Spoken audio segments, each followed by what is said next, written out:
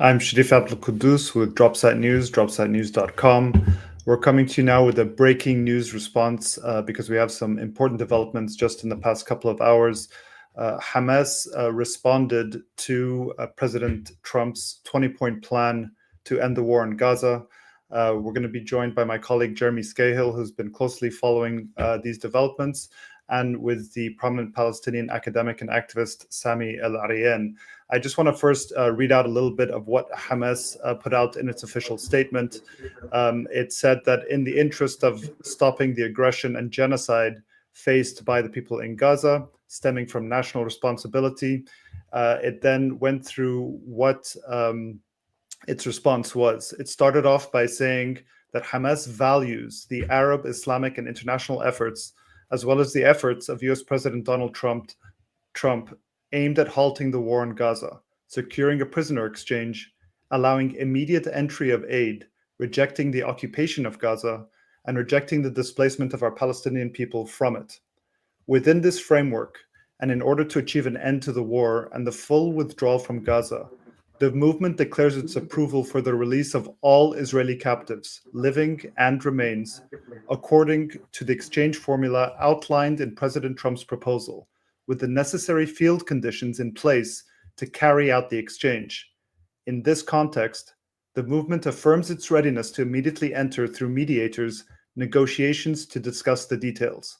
It goes on to say, the movement also renews its approval to hand over administration of the Gaza Strip to a Palestinian body of independent technocrats based on Palestinian national consensus and backed by Arab and Islamic support. As for the other issues in President Trump's proposal relating to the future of Gaza and the inalienable rights of the Palestinian people, these are tied to a collective national stance and rooted in relevant international laws and resolutions. They will be discussed within a unified Palestinian national framework in which Hamas will participate and contribute with full responsibility. Not long after that, there was a statement by President Trump that was put out on his social media platform, Truth Social. He said, quote, based on the statement just issued by Hamas, I believe they are ready for a lasting peace. Israel must immediately stop the bombing of Gaza so that we can get the hostages out safely and quickly. Right now, it's far too dangerous to do that. We're already in discussions on details to be worked out. This is not about Gaza alone. This is about long-sought peace in the Middle East.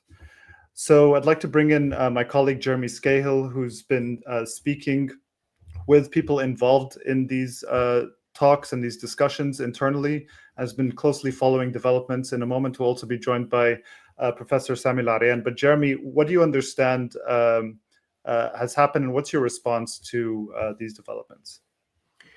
Well, what Hamas and Palestinian Islamic Jihad and all of the other Palestinian factions, groups, leaders that have been part of these consultations did with this response to Trump was essentially take that 20-point plan that Trump and Netanyahu announced at the White House on Monday and separated it into two basic tracks. We have to remember that while Hamas is a political party that won democratic elections and would, according to public polls, still do very well, if not get more votes than any other party currently on the political scene in all of Palestine, not just in Gaza, it is just one party of many. Palestine has a diverse tapestry that includes many different political entities. And so while the media often just says Hamas, the reality is that throughout these negotiations during the course of the genocide, Hamas and Islamic Jihad, which are the two main armed resistance factions, they control the two largest armed resistance factions that are fighting against the Israeli attempt to seize Gaza.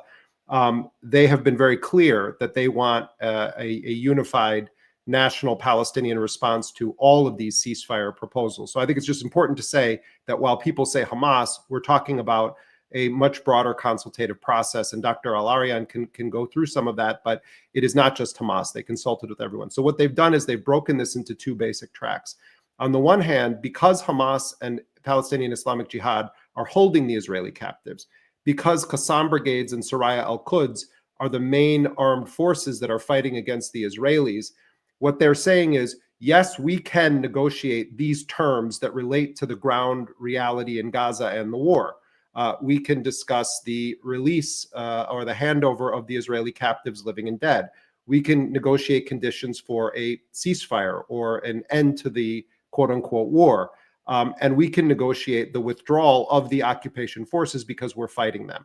And so basically what they've done is they've reverted back to a position that they formalized on August 18th when they accepted what was called the Witkoff framework, named for Steve Witkoff, Donald Trump's special envoy. Hamas and the resistance made significant concessions on August 18th and basically agreed to almost the entirety of what the Israelis and the Americans had been demanding for a 60-day ceasefire that ideally would have led to something longer. So they've said, we accept this basic framework as the point to negotiate from.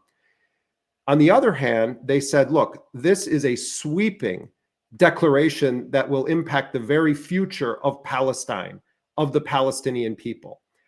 When you talk about imposing a foreign force on Gaza, when you talk about imposing a foreign body, they don't mention Tony Blair by name, but where Tony Blair would be involved with overseeing this Palestinian technocratic committee that they seemingly would allow to be, quote unquote, governing Gaza. What Hamas and Islamic Jihad and the other factions are saying is, we don't have the mandate to negotiate just, Hamas on questions that relate to all of Palestine. And so what they've tried to do is thread this needle and say, yes, we appreciate all of these efforts. We are willing to negotiate on these terms. But if you want to talk about all of these broader issues, it has to be expanded out. Now, Dr. El-Arian has been very, very closely following all of this. In addition to his work as an academic and an activist, he's also the director of the Center for Islam and Global Affairs at Istanbul Zaim University. And Sami, I wanted to start, you're going to have to unmute yourself there. I wanted to start by asking you to expand on this strategy. You and I have been talking in recent days and wondering what direction the negotiators were, the Palestinian negotiators were going to go in, because Trump and Netanyahu made this sound like an ultimatum. And Trump basically said it was more or less a take it or leave it. And if they didn't take it, that Trump would fully support the Israelis, quote unquote, doing what they have to do in Gaza, which presumably means more mass murder, war of annihilation continues. So give us some sense of the strategic thinking that went into this response, Sami, on the part of the Palestinian negotiators. First, thank you for inviting me. Well, as you pointed out correctly, the plan that Trump presented a few days ago, which, by the way, different from the plan he presented to the Arab and Muslim leaders. The latest plan, which is 20-point plan that he called it, was full of traps that the Israelis have put in. And when you look at it and try to read it, you will find that the previous negotiations that had taken place since November 2023 up until August, all of them concentrated on things that Hamas and the other groups could actually take a decision on. These are particularly with regards to the exchange of the captives and prisoners and the conditions under which the resistance has stipulated in terms of the ending of the war, the withdrawal of the troops from Gaza, the delivery of the aid, as well as the exchange of prisoners, the reconstruction, and finally now, obviously, the forced immigration. At any rate, but this plan had expanded this, is expanding this to the point where stuff that has to do with the future of the Palestinian cause, how Gaza would be ruled, under what conditions, and who has the keys in terms of at one point the Israeli troops would withdraw, what would be the conditions under which the withdrawal would take place. All these things, Hamas has no really mandate to decide on. These, who rules Gaza, from where, came Tony Blair, the war criminal, to come and actually be in charge of Gaza, and what kind of future Gaza will have. And of course, this was the Israeli response to the overwhelming support worldwide to the concept of a two-state solution. So they wanted to jump over this and try another political track, something that they have been trying since 1993, since the Oslo process. The Oslo process was supposed to end in 1999 after 5 years of negotiations, but of course it's been going on for 32 years with no end in sight. So for them to try and see how they're going to deal with 158 countries calling for an immediate settlement, political settlement based on the two-state solution, including now some major European countries. The only country that has been opposing this was the US government. And so they came with this in order to remove the pressure that has been mounting on Israel. Now, what Hamas did is just instead of, Netanyahu thought that he put Hamas in a box and with the lock and key in his pocket. Now we found that he is now in the box because Trump accepted that response, which is basically says the following. Hamas's response says, number one, there are things we can decide on, and we are very much open to this based on Trump's plan, which is a very brilliant response. They mentioned his name, which really appeals to his ego. And then it talks about the withdrawal and the immediate exchange of the captives and the prisoners, but that needs negotiations because there are a lot of details that have to be sorted out. For example, when he says everybody has to be out within 72 hours, that ignores the fact that many of the dead captives have been placed in areas that will be very difficult to pinpoint. You really need excavation equipment. You need to get people. You need, obviously, to stop the war so people can go out and start looking for these bodies. That's going to take perhaps days, perhaps weeks to get. And of course, for others also to take place. In terms of withdrawal, there are absolutely no details. In the past, most of the negotiations in the past have stalled or have failed because of the notion of how much is the Israeli withdrawal from Gaza. Is it 800 meters, 500 meters, 300 meters? And who's going to measure this? So that also needs to be worked out, needs to be negotiated. And now Trump even is going beyond that. He wants to have a peace in the region. He is coveting the Nobel Peace Prize, and he thinks now he is pretty close to it. So that every notion of this, the notion that you negotiate without the bombing coming in the midst of a genocide, talking about peace in the region, all these things the Israelis are having difficulty to swallow, let alone to accept.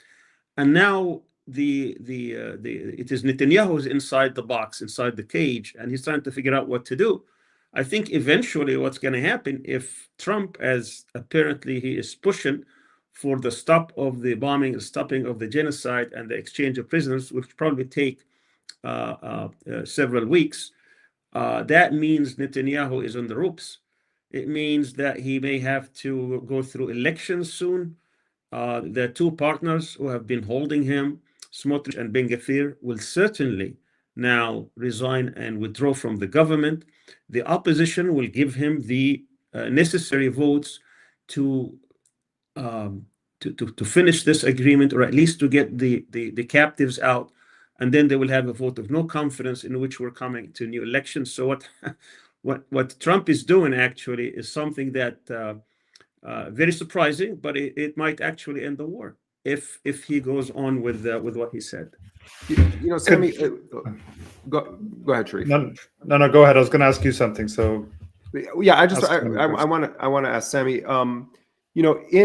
We've been here before with these deals where Hamas either comes back and accepts large portions of what's been demanded, but they ask for clarifications or they ask for modifications, and that's normal in a negotiation. But the Israeli and American position traditionally has been, under both Biden and Trump, that the negotiation is actually just a series of ultimatums or edicts, and the Palestinian side is often just told you either accept it or you don't accept it.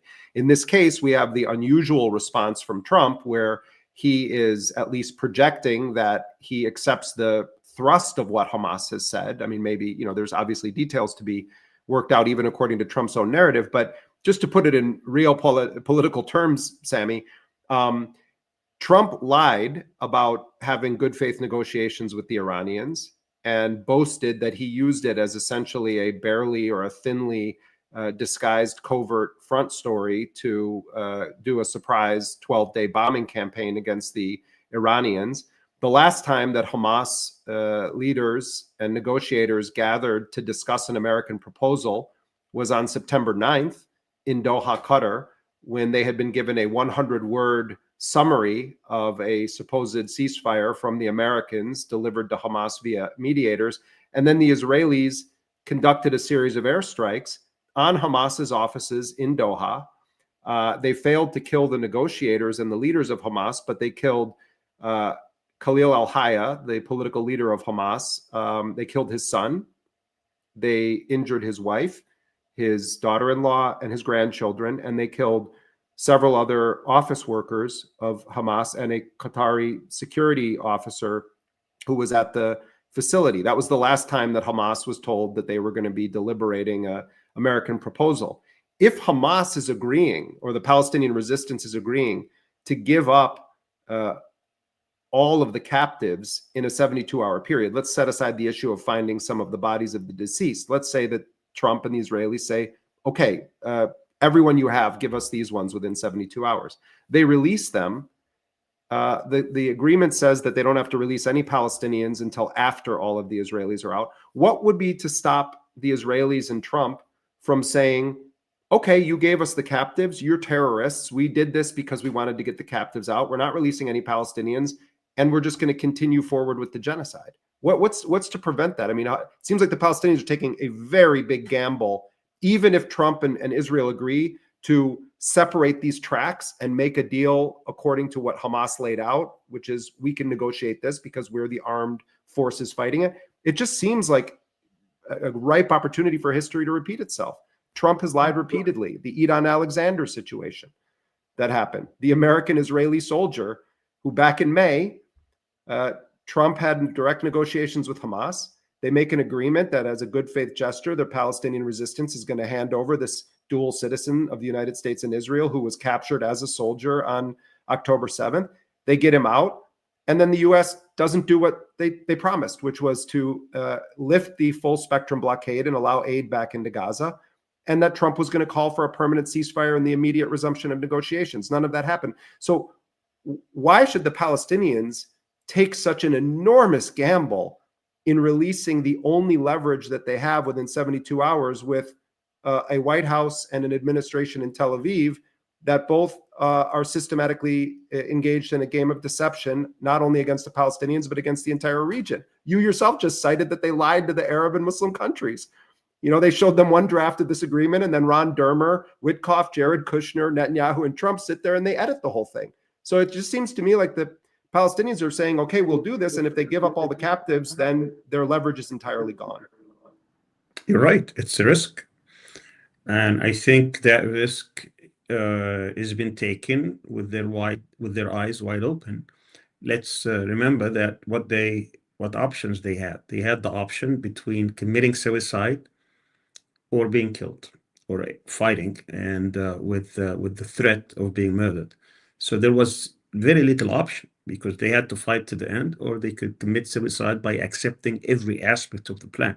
Now, I can't get into Trump's head and see whether he misunderstood the response or whether he is trying to jump over the response and claim that they have accepted his plan, because that's not what's happening here.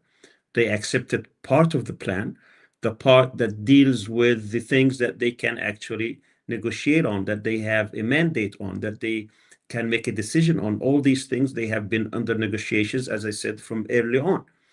Now, Trump accepted this and considered it acceptable to him. He's celebrating it. He actually posted it on his own account, including the fact that, and he calls Hamas now wants peace. So there is a complete change of tone. Even the word genocide appears in that post, which I'm sure is displeasing to the Zionists, whether inside the Zionist regime or outside. So we're seeing a different attitude now. Could that be deceptive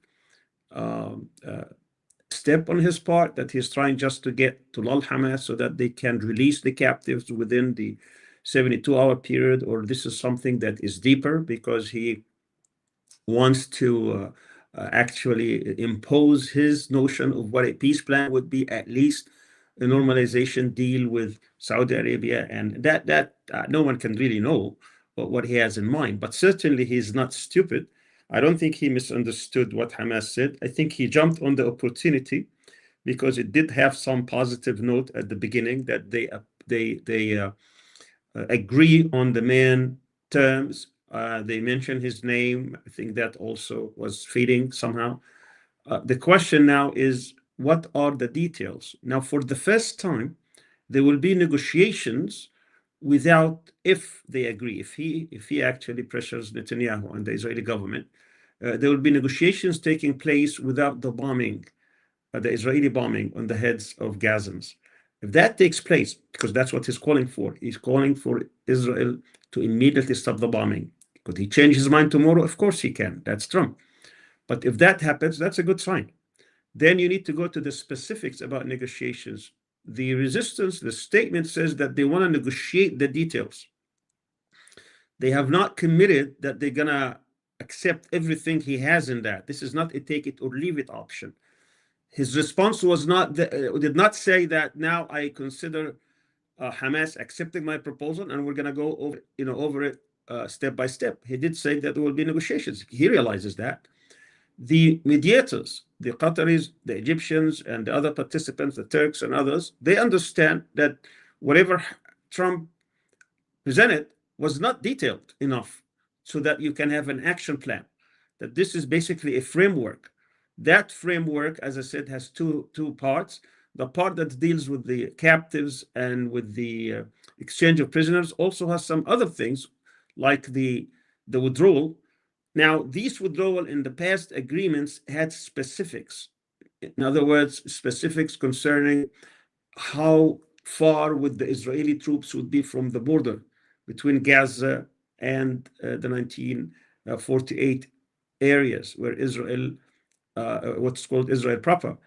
So all these things have to be worked out. I mean, you can't just do these things without having to negotiate them. He accepted that notion. So now when we are in the phase where he will have to send his negotiators. If the Israelis accept to be part, they will probably send their negotiators. The mediators would be there. I don't believe that would also be under a threat in which he says, take it or leave it, because that will probably undo what he is trying to accomplish. He said in his tweet, in his post rather, that there is a historic opportunity for a larger picture, which is basically, he's calling it peace. But I don't think he means peace in terms of having self-determination or a Palestinian state.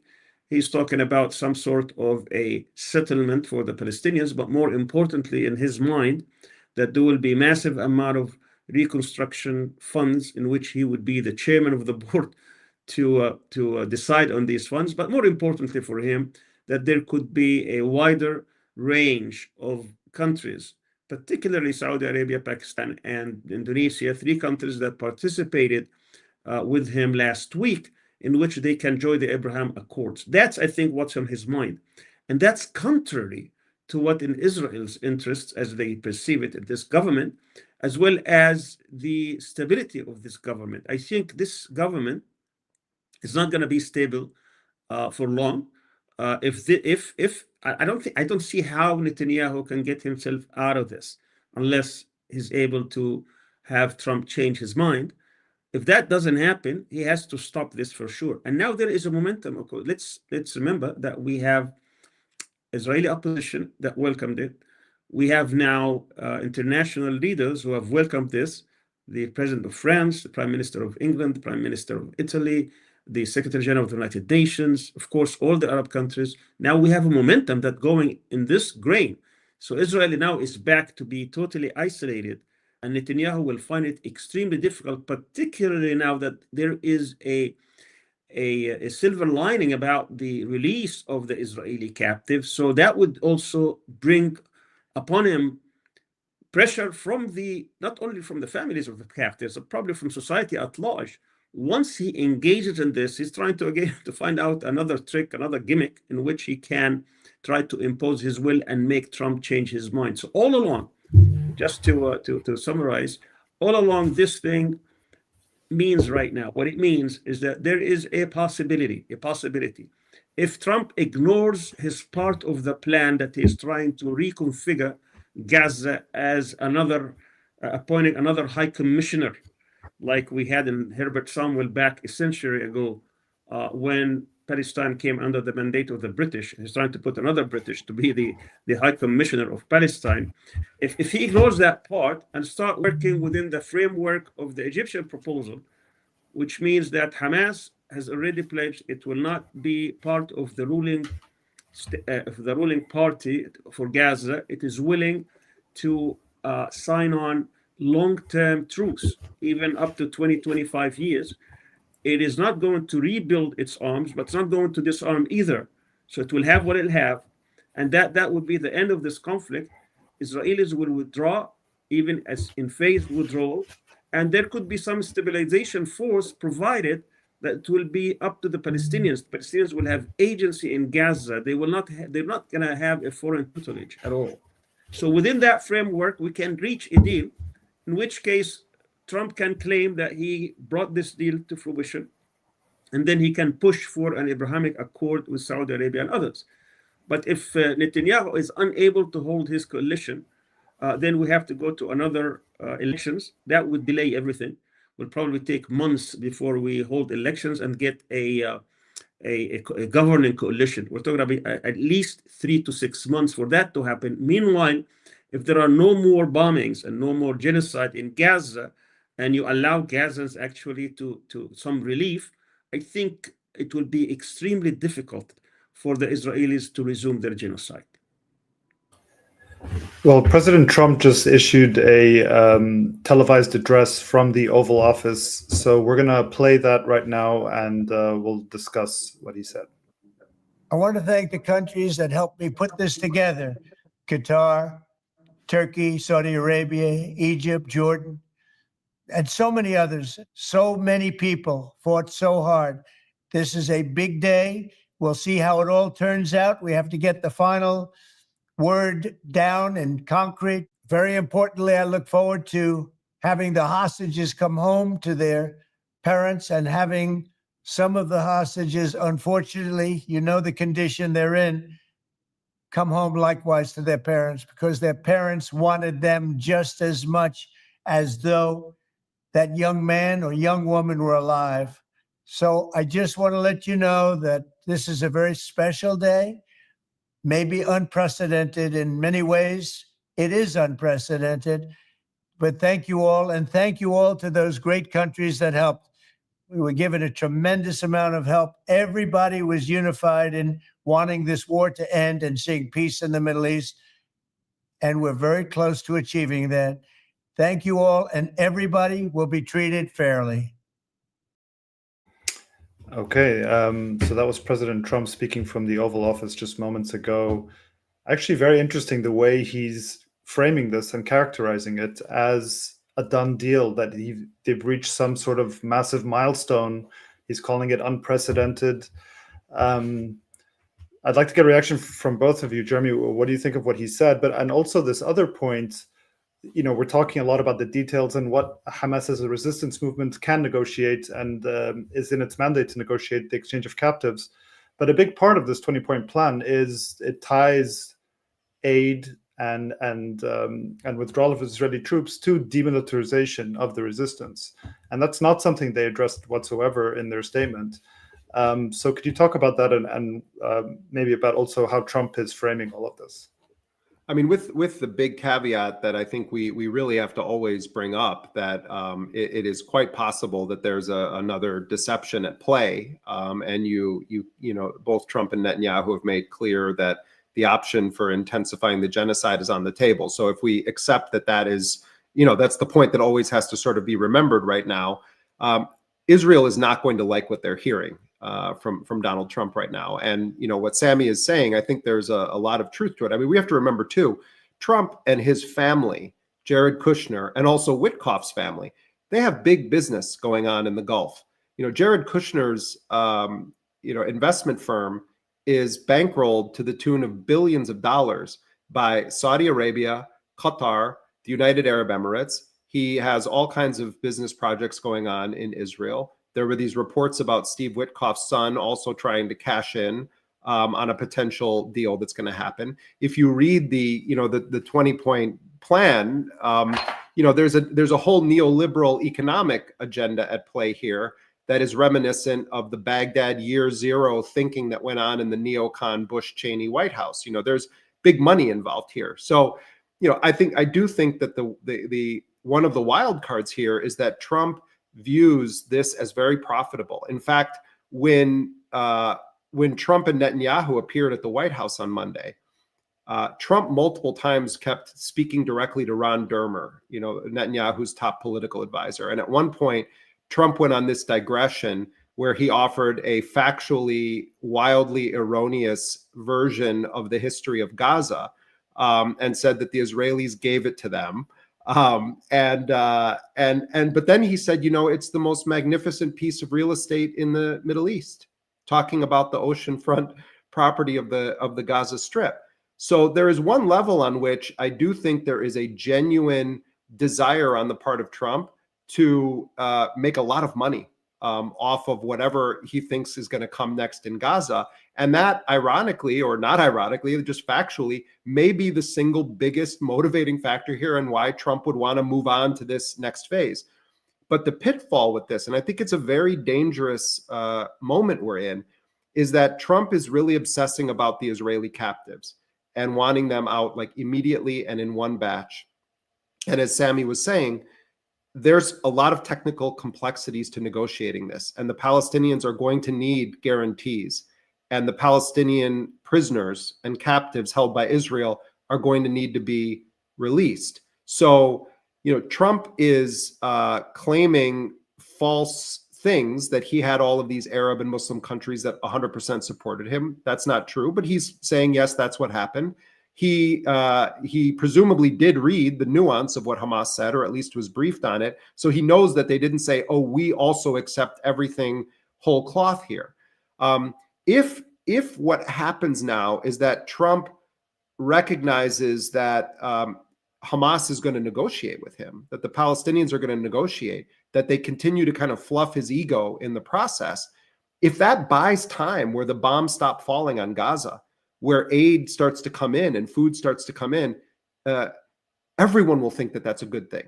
The whole time there should have been a total cessation of the bombing and actual negotiations. So if whatever egotistical journey Trump is on right now, or motivated by thinking he's going to do a backdoor version of his Gaza, Middle East Riviera is what's driving it, it doesn't matter what's driving it right now. If the bombs stop and there's actual negotiation where Palestinians are allowed to speak for themselves. So I think it's riddled with danger. It's riddled with pitfalls. You can't trust Trump. Netanyahu, if Trump is really intent on stopping the bombing and going into serious negotiations, that's bad news for Netanyahu. But again, I just reiterate, we can't trust Trump. We're hoping that this leads to actual negotiations and a cessation of the genocide and the Israeli bombing of Gaza.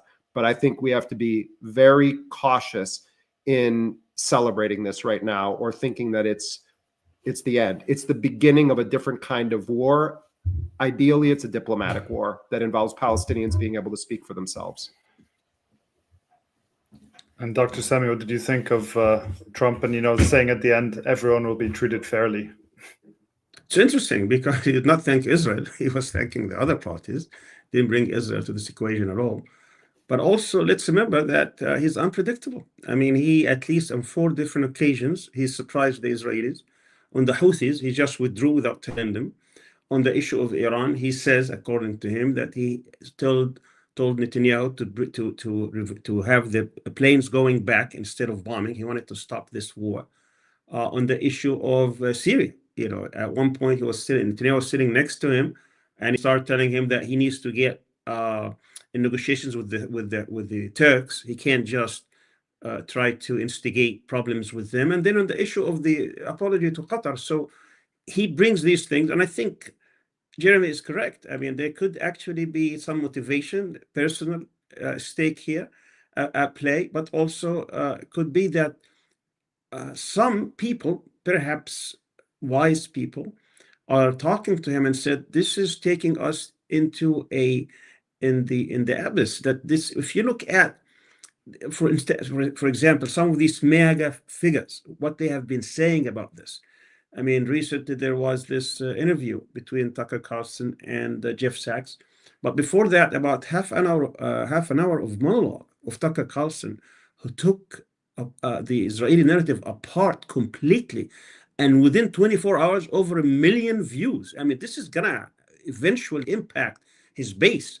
So if he doesn't put a stop to this, and he goes after Netanyahu with this genocide and with all these wars, it's going to actually eat out from his popularity, from his program, from his agenda. I don't think he views that as positive. He gave Netanyahu all the time he needed. He last summer during the campaign, he kept telling him, finish the job, saying, I'm working on it. Then they have this lull between January and March. He gets a lot of the hostages back. And then Netanyahu asked for more time. And then it's been now over 6 months, and he's not even close to finish the job. And now he sees that this is, blowing back. There's a blowback here. And today there was also a very significant phone call between the Turkish president and Trump. And I think he leaned on him a lot. I don't know what went on. We don't know exactly what went on. But the fact that the Turkish president, which I think he knew what the response would be, probably prepared Trump to what's coming. And that might have played a role. So I don't think Trump is abandoning the Zionist regime, but I think he's had enough, and he's trying to change course, at least from the standpoint of having some sort of a victory. And to him, victory would be the release of the captives, which I think is going to come. The trick right now is whether he can actually pressure the Israelis to stop permanently, not just for a few days and then resume. Because now he's before the whole world. I'm sure he heard from dozens and dozens of countries that enough is enough, and that if this continues, there will be a major rupture, not just in the Middle East, but probably worldwide. Because right now you have these strikes coming in Europe, in Italy, in other parts of the world. People are fed up with this, and also I think he probably cares about the image and reputation of the Zionist regime, the Zionist state, and he's trying to see what he can do to salvage the situation. And this is actually have no strategic interest. I'm sure he's heard that a lot. It is the Zionist ideologues that are driving the train right now. Some in the Zionist state, such as Netanyahu, Smotrich, and Ben Gvir, and some even within the American government, like this American ambassador, Huckabee. And I think he's seen enough. Now, how that translates, again, Trump being Trump, he completely reverses himself without any shame. He would just come back and says, oh, they did not follow. I thought that they were going to accept every single point I had. Now they're saying no. I tell Netanyahu, go and finish the job. He could do that. And as Jeremy says, he's done it in the past. But what does that mean? I mean, it means that the resistance will continue. That's where we are today, where we were yesterday. So they will continue. Now, most experts would tell you that to finish off or to bring the end of an insurgent group or resistant movement, it takes years, not months. If Israel was capable of finishing off the resistance, Hamas and Islamic Jihad and others, in the last 2 years, they would have done that. I mean, there is nothing that they spared short of a nuclear bomb. They tried everything in the book, including a policy of starvation. It was all targeting the civilians to put pressure on the resistance more than the resistance itself. But I think the whole world now is fed up, and they want to end this. And I think Trump is trying to get credit. And certainly he would get credit if this happens, and then he can go and boast that he wants or has won the Nobel Peace Prize. The real question right now, and I'm going to end with this, the real question right now is what would be the details. Would he accept the fact that there are aspects in which Hamas cannot negotiate, and he should not push Hamas to give an opinion because they can't? I think he's accepted that by praising Hamas's response. The next question is, under what conditions would the captives be released? Now, in terms of Hamas and the Palestinians, there are certain conditions. I don't think there will be any problem about the aid, so that's going. There will probably be a cessation of hostilities, cessation of the war, The question whether this is going to be permanent or temporary, that's open, but I think he can impose on Israel to make it permanent. So that's 2 conditions out of 5. The rehabilitation could actually come at over time. That leaves the exchange of prisoners. The formula he has in the 20-point plan, I think for the most part is acceptable to the resistance. I think there will be another. There has to be a negotiation. 250 life sentences versus the living captives is acceptable. They will be pushing for those who have 15 or 25 sentences. So that's negotiable. It could be worked on. And that leaves 1 point and 1 point only. That would be the sticking point, which is withdrawal. Now, the withdrawal, in terms of the resistance, they want complete withdrawal of the Israeli troops from Gaza. The Israelis do not want to do that. There is another contentious issue on the Philadelphia corridor between Egypt and Israel. And in that case, we're saying that there is another factor here, because that also controls the Rafah crossing. That means that the free movement of goods and people through that is going to be controlled by Israel. That would not be acceptable over time. And that would mean it's another leverage that the Arab and Muslim countries could probably use with Trump, since they are bankrolling, this whole situation. So I think this would be the most important sticking point if Trump is sincere of what he said today. But Sami, I mean, I just want to remind people of 2 aspects of this. One relates to Trump's 20-point plan, and then the other, I'm glad you brought up the Philadelphia corridor, relates to the framework that Hamas officially agreed to on August 18th, because there are aspects of that. That was a 13-point plan that contemplated a 60-day initial ceasefire where half of the Israeli captives, living and dead, would be released, and then a large number of Palestinian captives and the bodies of Palestinians held by Israel would be returned to Palestinian families. But in what Hamas agreed to on August 18th, they made a lot of concessions. And maps, as you know, Sami, are a big part of these negotiations on the question of withdrawal. And just for people that don't follow this at the granular level that you may, Sami, Israel put forward maps throughout the course of these negotiations that would have allowed Israeli forces to remain entrenched inside of Palestinian territory in Gaza quite deeply. And they tried to insist that their so-called buffer zone would dig very deep into Palestinian territory and cut off some key access roads that Palestinians use to travel from north to south and east to west and elsewhere. And so there was a back and forth on these maps, and the Palestinian side eventually agreed to a much deeper presence of that buffer zone than they originally wanted. That was one of the concessions that they made. Another one of the concessions they made, and this is not about the 20-point plan, this was the last agreement that Hamas condoned or accepted, and then the Israelis refused to respond, and then they tried to assassinate the negotiators, and then we ended up where we are right now. But the other one regarded Philadelphia. Always the resistance has insisted on a timeline for when Israeli troops are going to withdraw from where. So on the maps, they'll say, okay, this area of the north of Gaza, on day X, the Israeli troops are going to pull back to this position. On day Y, they're going to pull back to this position. And they did this throughout the entirety of the Gaza Strip.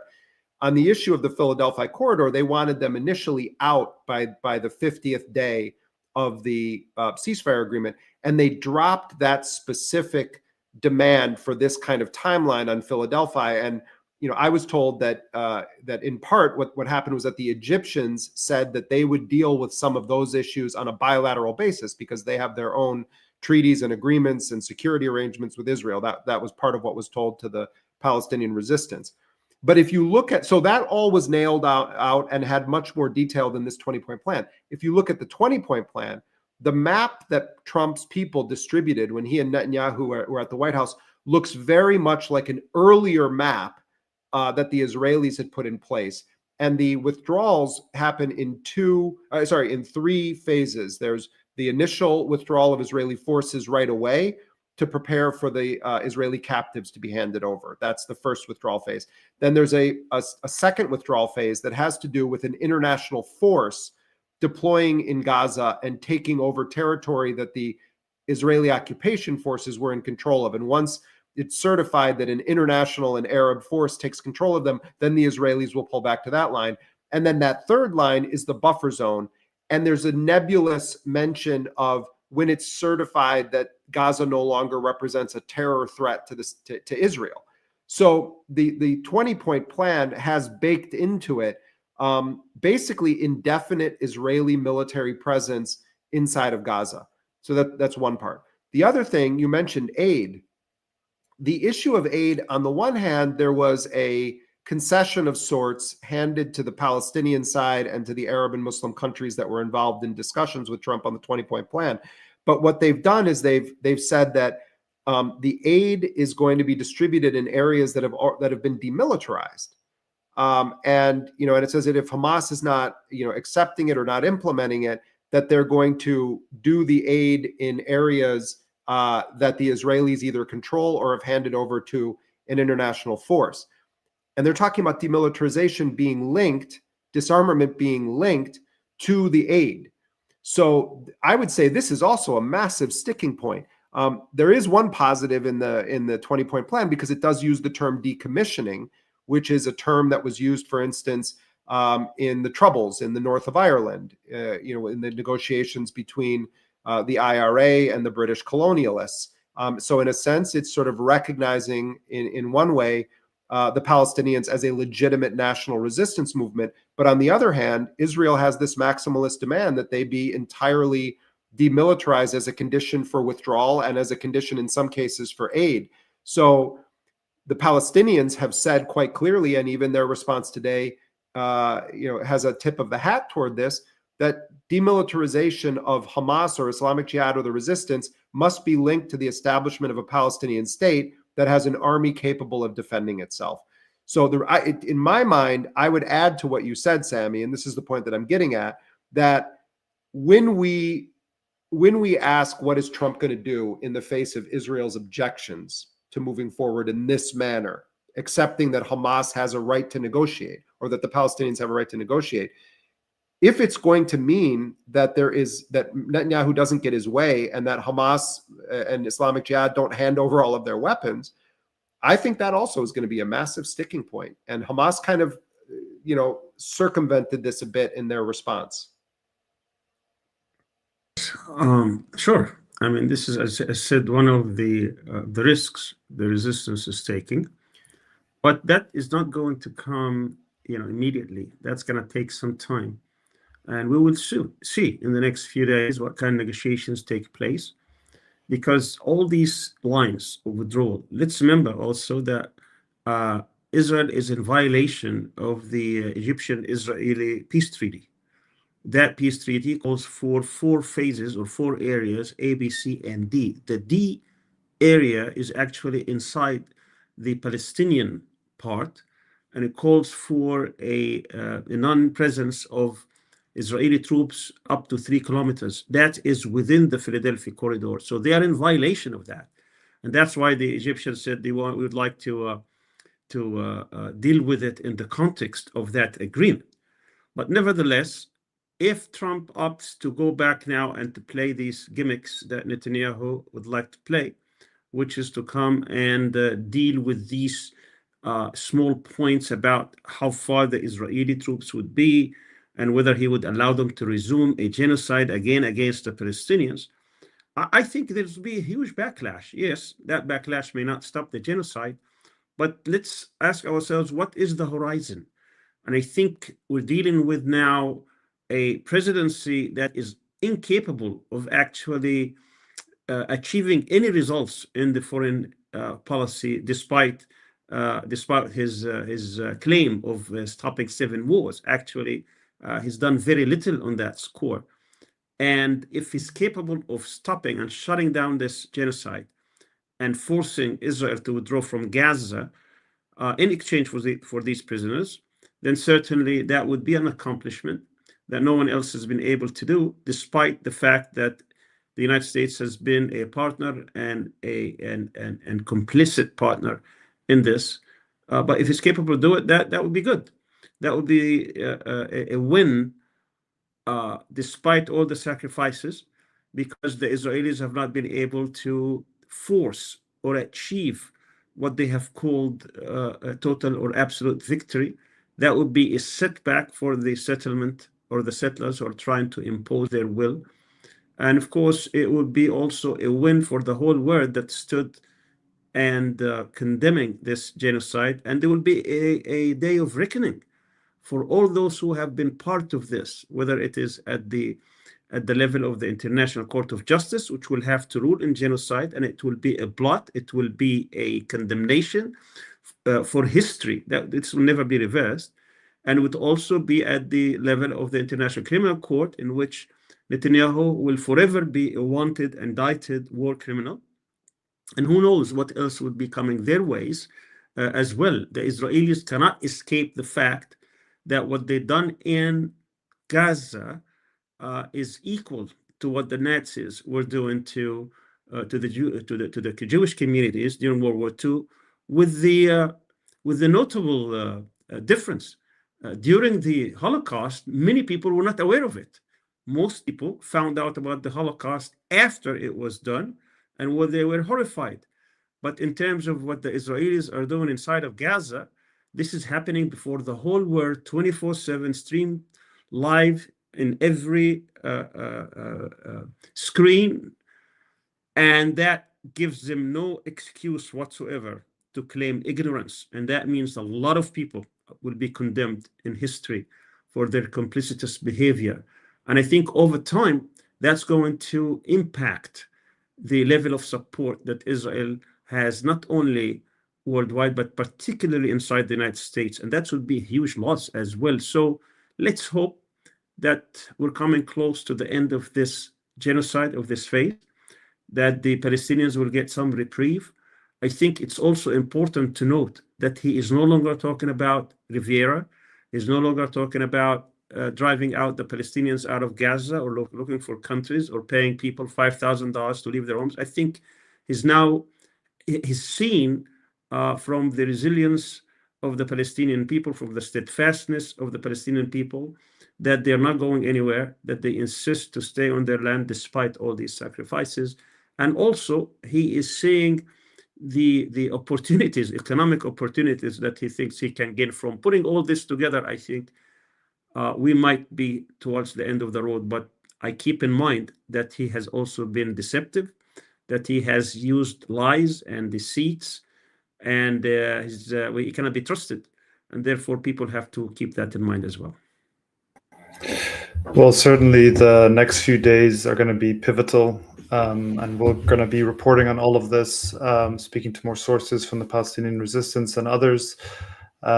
Just before we started this interview, this broadcast, I was messaging with someone in Gaza City, Huda Skeik, who's a writer and a journalist, one of the few people who's still there. And, she said, I was asking what she thought about Hamas's response and the developments and Trump's response. And she sent me a couple of voice notes of bombs falling. And then she said, if this doesn't end, Gaza City won't exist and we'll all be killed. So I think for the bombs to stop in the immediately is what needs to happen, and then negotiations can go on. But we'll continue to be covering this. I want to thank you very much, Professor Sami Al-Arian, prominent Palestinian academic and scholar, director of the Center for Islam and Global Affairs at Istanbul Taim University, and of course my colleague Jeremy Scahill, very closely following these developments. You can check out everything at dropsitenews.com and follow us on Twitter, where we have an incredible social media team which do breaking updates. I'm Sharif Abdel Quddus. Thanks for joining us.